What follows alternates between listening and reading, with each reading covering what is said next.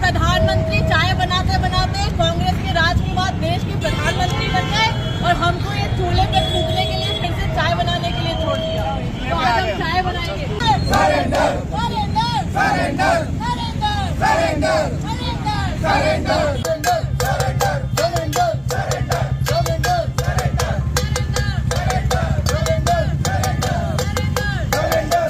भैया चाय P low, भैया चाय पी लो।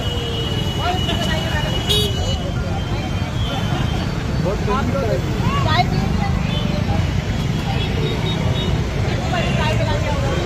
में इस देश में एक नारा गूंजा कि बहुत हुई महंगाई की मार, अब की बार मोदी सरकार।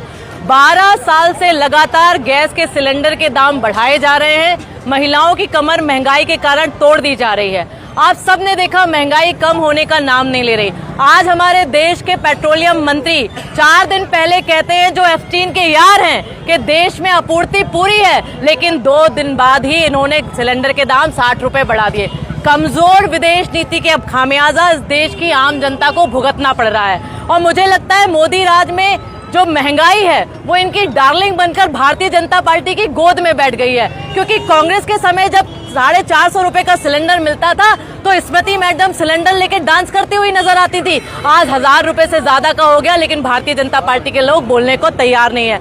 मुझे तो एक कारण नजर आता है कि देश के प्रधानमंत्री ने भारतीय जनता पार्टी के लोगों को नाले से गैस निकालने की प्रक्रिया ट्रेनिंग दे रखी है, इसलिए लगातार बढ़ते हुए सिलेंडर के दाम इनको दिखाई नहीं देते। आज पूरे देश में महिलाएं भी दुखी हैं और जिनके जेब से हम पैसे लेके सिलेंडर भरवाते हैं वो पुरुष भी दुखी हैं।